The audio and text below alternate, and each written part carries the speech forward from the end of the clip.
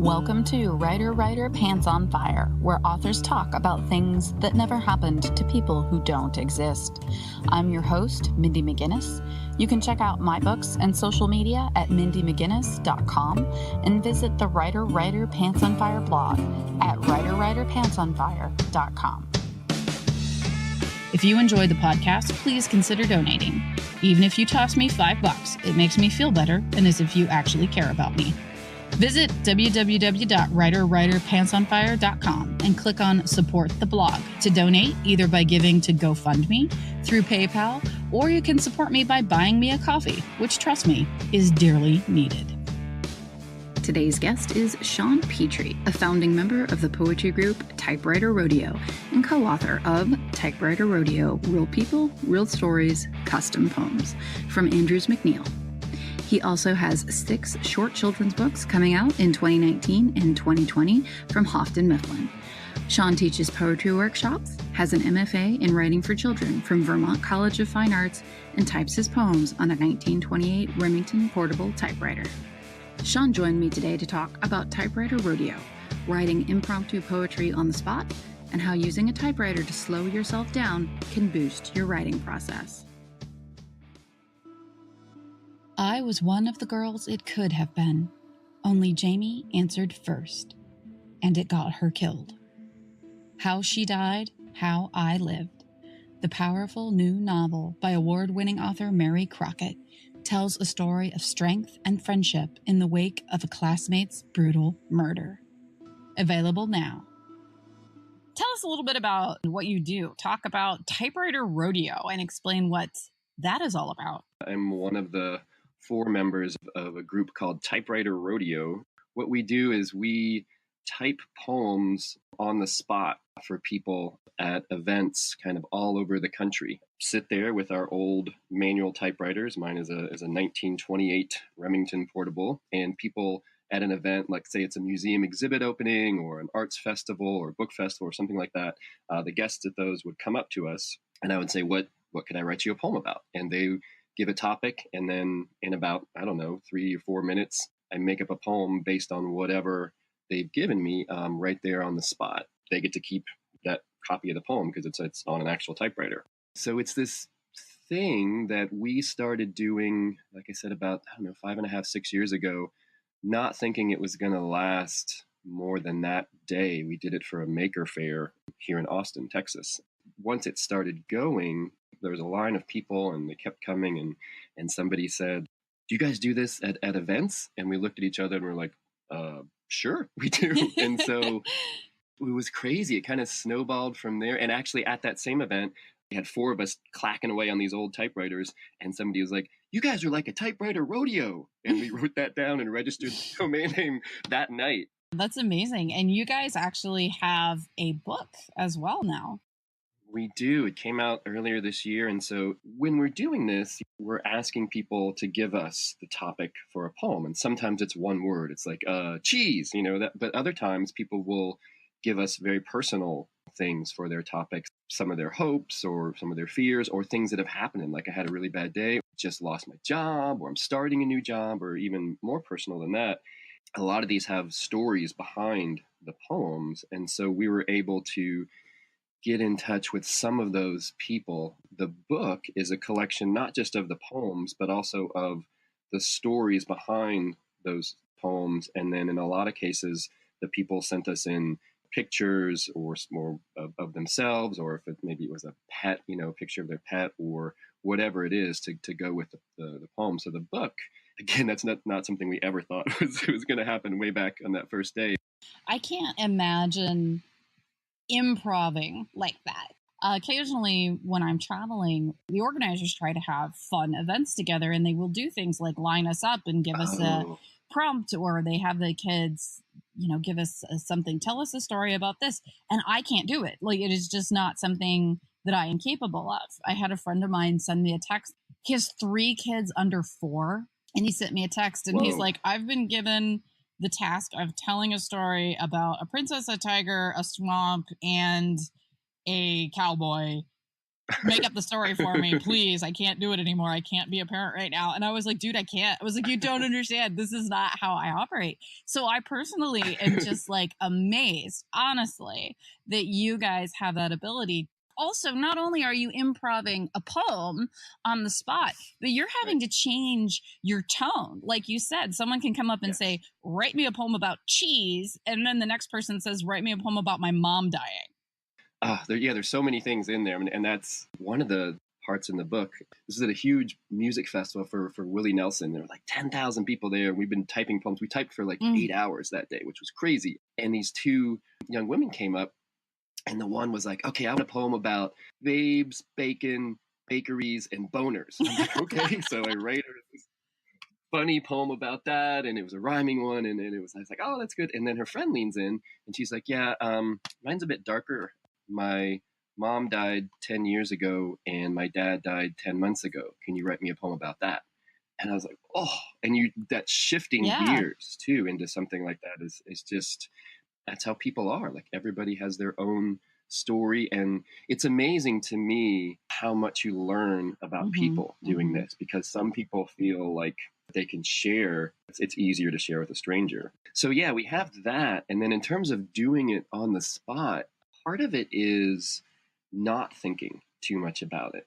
It's going with the first thing that comes in to my head, and then also reading a little bit of the energy or whatever it is from that person. So somebody else could give me a poem, can come up and ask for a poem about cheese right after, somebody who just did one, and it would be a different poem because that's a different person.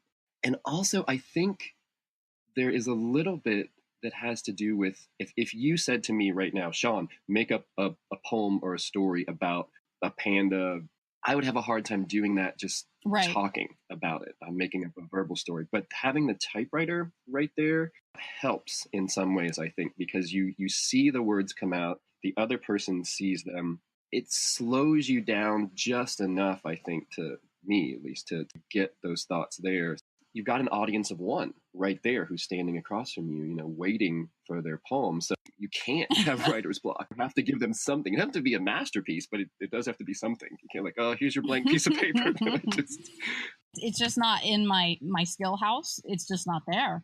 Poetry in general, but also that style of improv writing, especially with your audience right in front of you. I would imagine that would be like intimidating. You're getting immediate feedback. It is. Oh yeah. Which can be awesome too, because in terms of the immediate feedback, because as writers, we so rarely get feedback, but with this, it's instant, and it ranges from like, oh, thank you, to like a smile, to like people crying and coming around the table and giving us hugs, and that's amazing. And people who years later will contact us and say, I still have your poem on my fridge or framed, and I read it almost every day, and having that impact on just one person's life.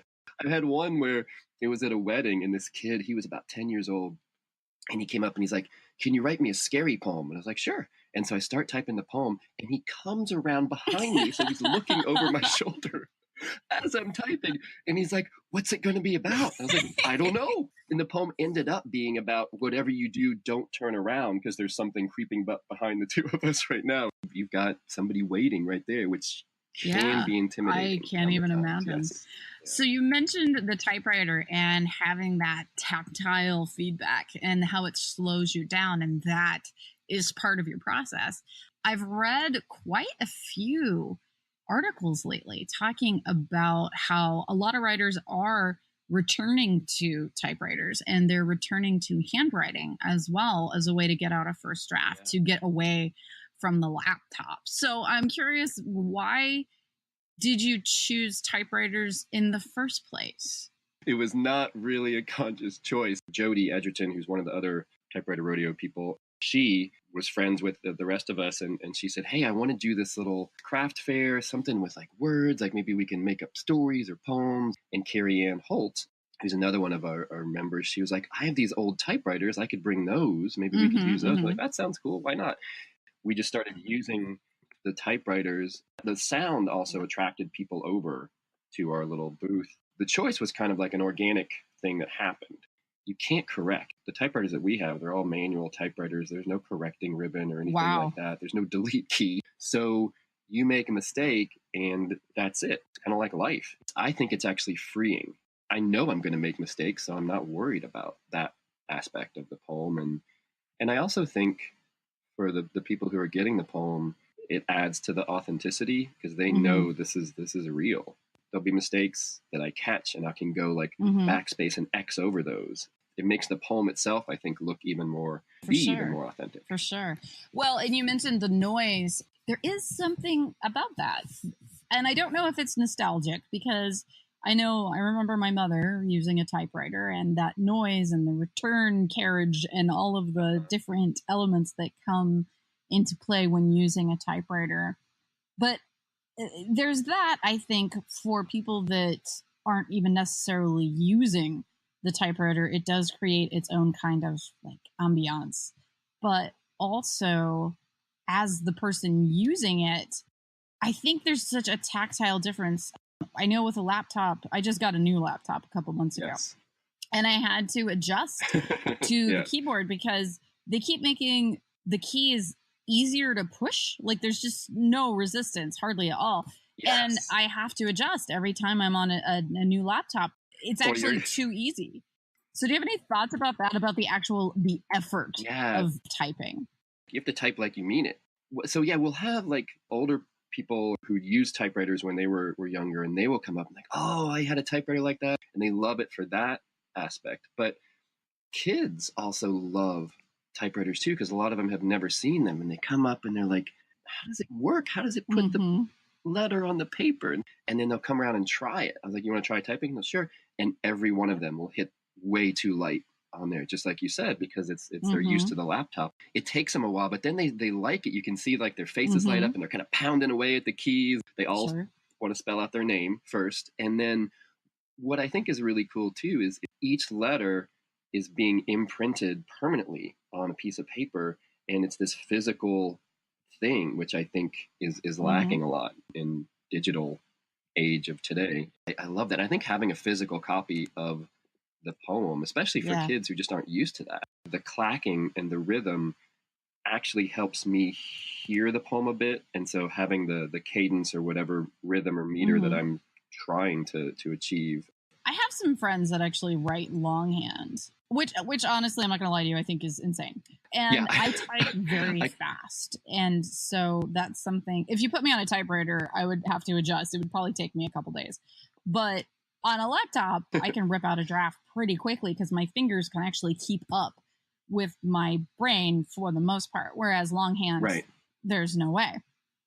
But from people that I know that have switched to doing a first draft longhand or using a typewriter, which I do have some friends that do that as well. And I know that there's almost a movement among writers to move to a typewriter at the first draft because you can't get on Twitter on your typewriter. You are writing, and that's all. It's so tempting when I'm writing on a computer. I'll write something out and then I'll read it and like, nope, and just highlight that and delete it and start over. Like you can't do that on a typewriter, or I guess you could on longhand, you just erase everything or start over. But so it forces you to get words on the page and keep them there, I think is a really great thing. I taught poetry workshop last year, and then I'm teaching a couple early this next year. And a lot of it is on that aspect of overcoming writer's block, using something like a typewriter and using some of the techniques of writing a poem on the spot.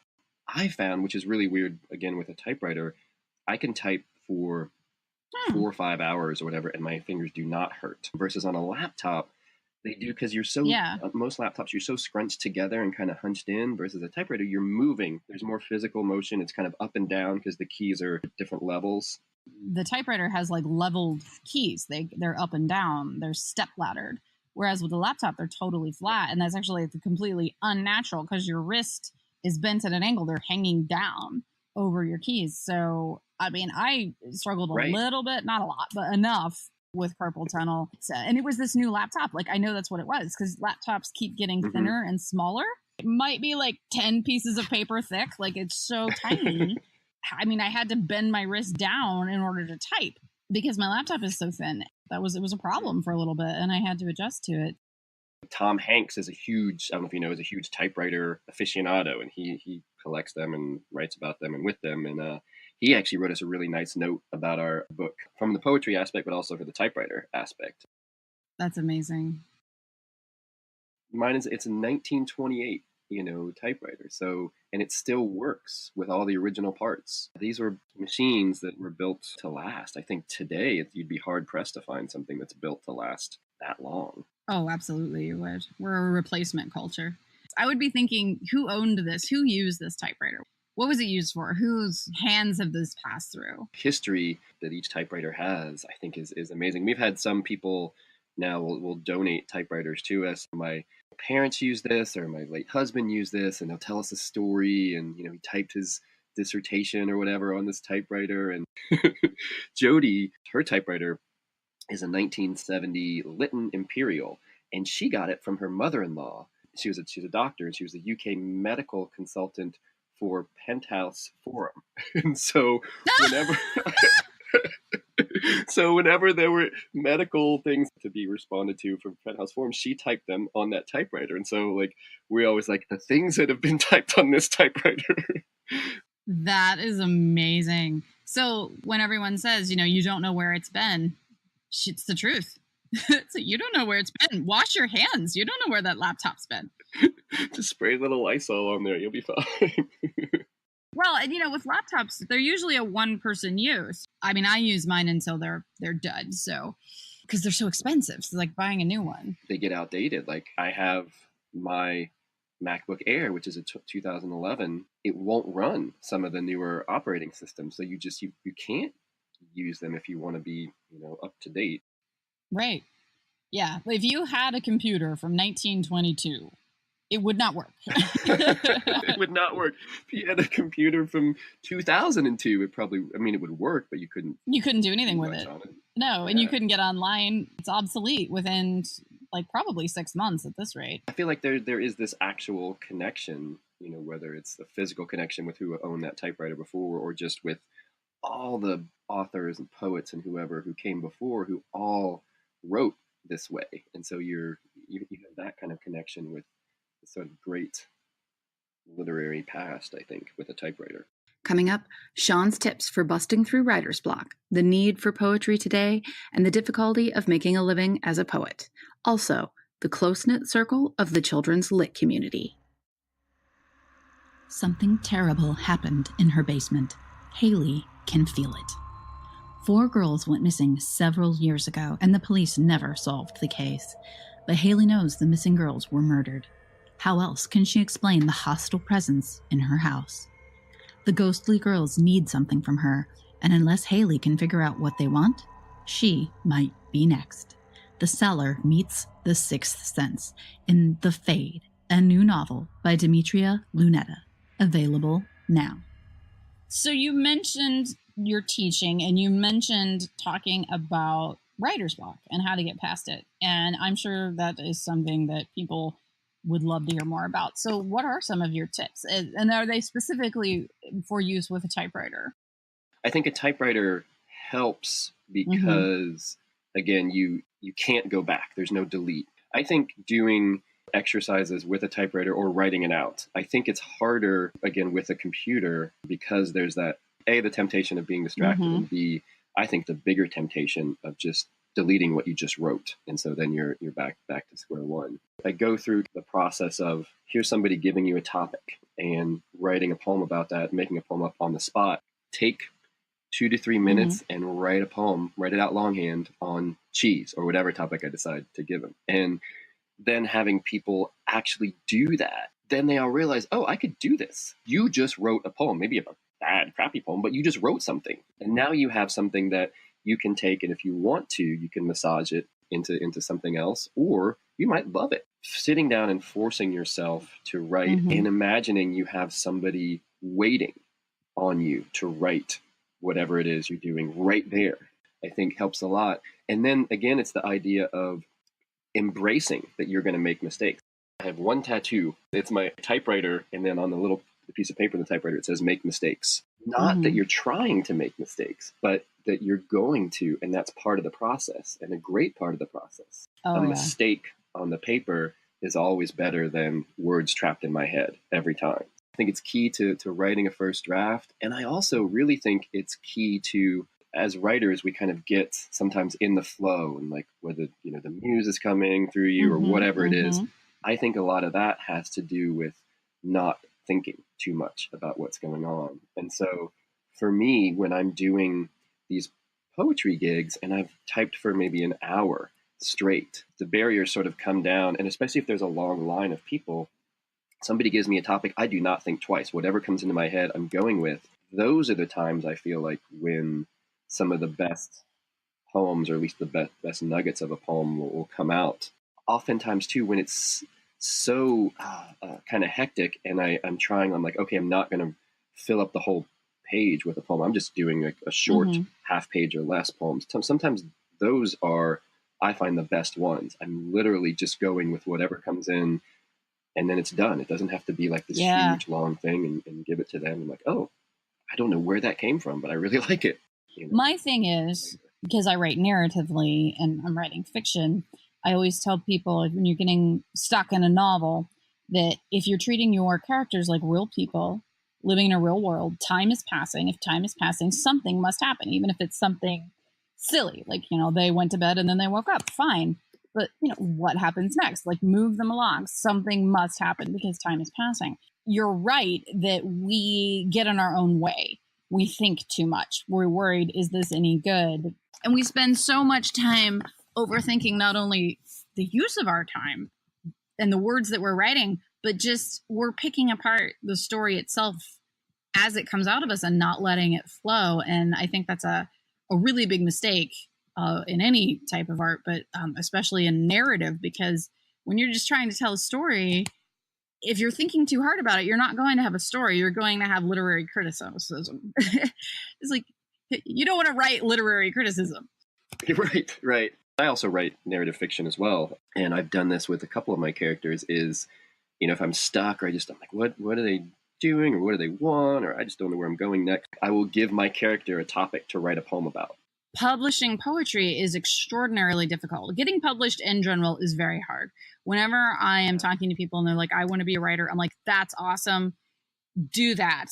Also, pay your bills with a job, because that's just the way it is. I mean, it took me 10 years to get an agent. So that is its own thing. And when the person that I'm speaking to says, I'm a poet, I'm like, that's awesome. Good for you. You have skills I don't. However, you are not going to make a living being a poet. So can you talk a little bit about that, about trying to get published, first of all, but then also just like being aware of how things are going to work out financially for yourself as a poetry as an income, I guess. I mean, it's tough to get published in anything, but poetry, I think, is particularly difficult, especially if you're doing shorter one-off poems. Like publishing a poetry collection, I think can be tough. If you're going into it thinking, I'm going to make so much money on this, then A, you're doing it for the wrong reasons, and B, you're going to be broke pretty quickly. I do think there's been a resurgence in poetry in terms of the verse novels. I think those are picking up and doing well. I mean, Jacqueline Woodson, Brown Girl Dreaming, which was an awesome one. The market for poetry, I think, is increasing. Gosh, I think the world needs more poetry right now, especially. I teach legal writing for my income. And so I think most writers that I know have another job to supplement their income. And some of them eventually get to the point where they can write full time. But I mean, it took me about that long to get an agent too. I think it was 8 or 9 years. Well, we had this book come out. It was by a big publisher, Andrews McMeel, and we got some money from that, and it's doing well. When we do these gigs for Typewriter Rodeo, we actually get paid pretty well. Oh my gosh, talk about intimidating. We were at the Nantucket Book Festival 2 summers ago, and Billy Collins was there. He was one of the authors, so he's National Poet Laureate. And so he came up. We wrote him a couple poems. That was super intimidating. He was impressed, and we talked with him and had dinner with him, and we told him, what we did. And he's like, wait, so people, they hire you to do these gigs and pay you? I'm like, yeah. He's like, you're probably some of the highest paid poets in the country. I'm like, well, that just says something for the poetry industry. But yeah, I mean, we make nothing enough to support yourself off of, but there's a little bit to be made. But I mean, there's a reason that we do it. Like, I love doing it. It is tough. poetry is kind of coming back and having a heyday at the moment. Definitely verse novels for sure in the YA and the middle grade categories. I see them all over the place. But there's also been a huge rush of Instagram poets and Instagram celebrity in terms of writing poetry. And I also know that some of it has been a little bit contentious. Some people are thrilled that poetry is edging into a larger readership, and some think the quality of that poetry in Instagram particularly leaves something to be desired. So like, what are your thoughts on this? Like, do you think it's a mixed bag, or are you just like, hooray poetry? Hooray poetry. Like I said, like, I think the world needs more poetry right now. I think it's similar to self-publishing. Anybody can self-publish. And so there's a lot of things out there, and you don't have the quality filters.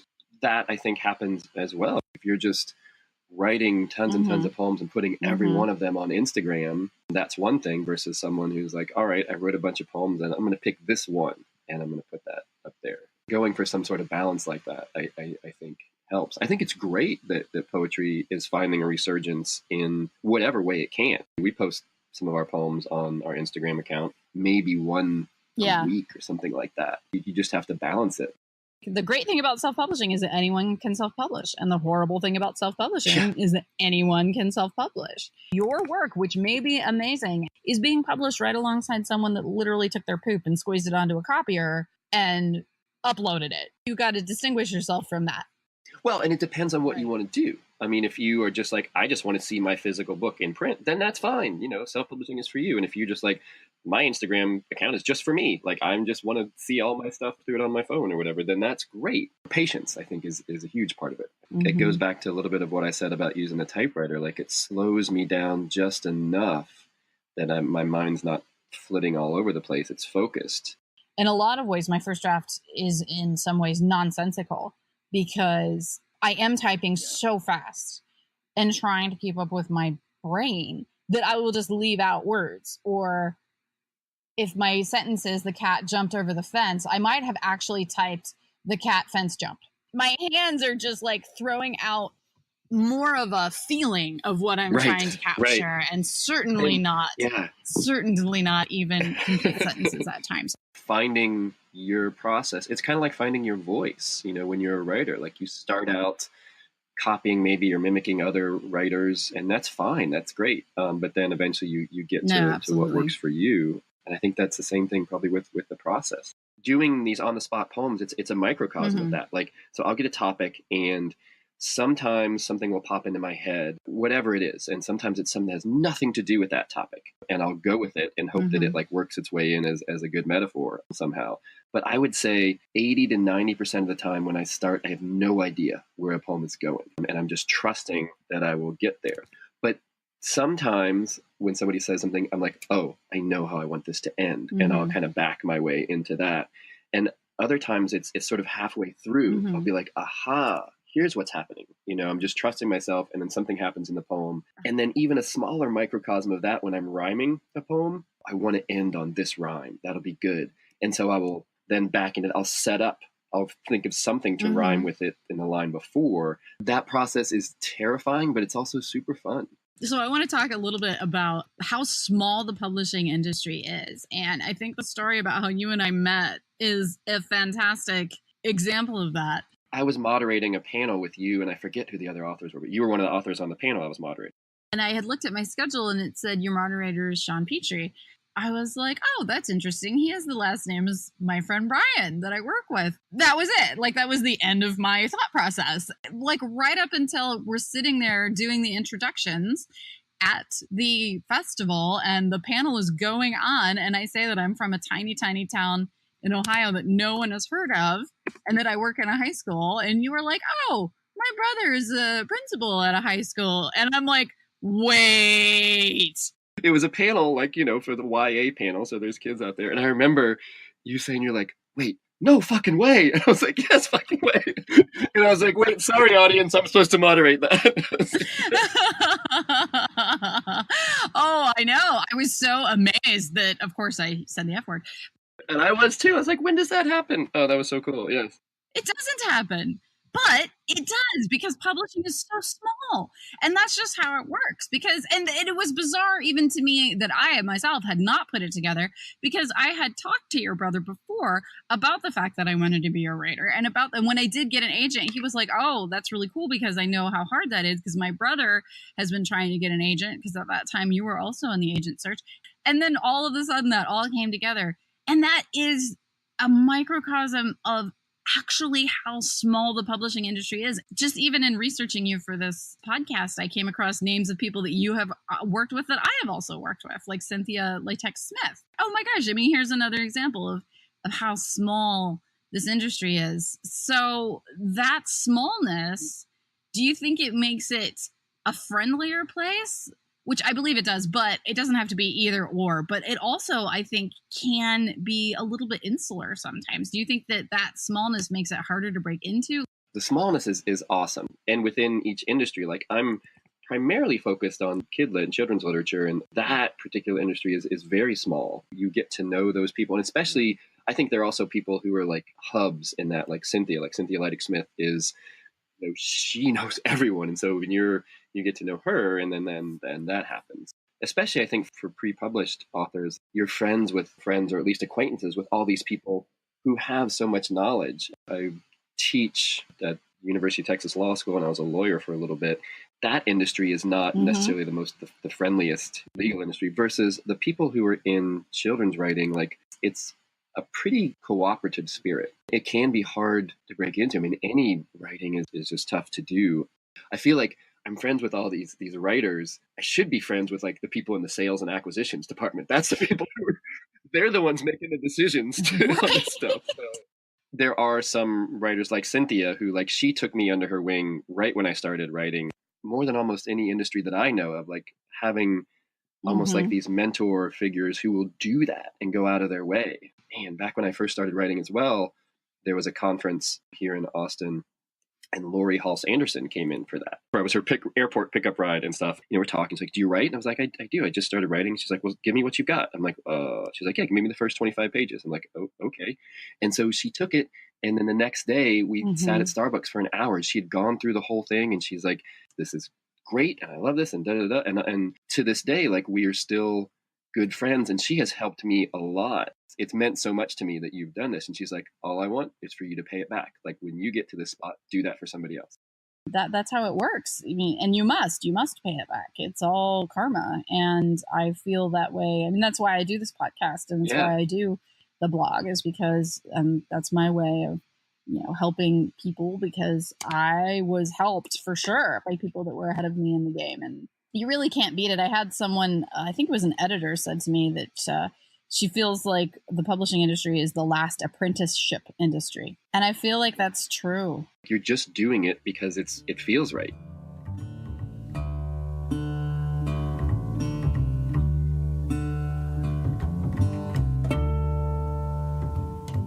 Writer Pants on Fire is produced by Mindy McGinnis. Music by Jack Corbel.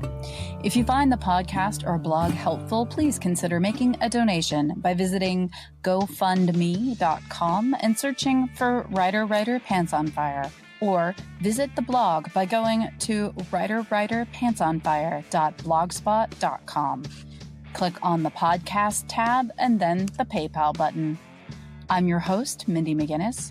Join me next week for another episode of Writer Pants on Fire, where writers talk about things that never happened to people that don't exist.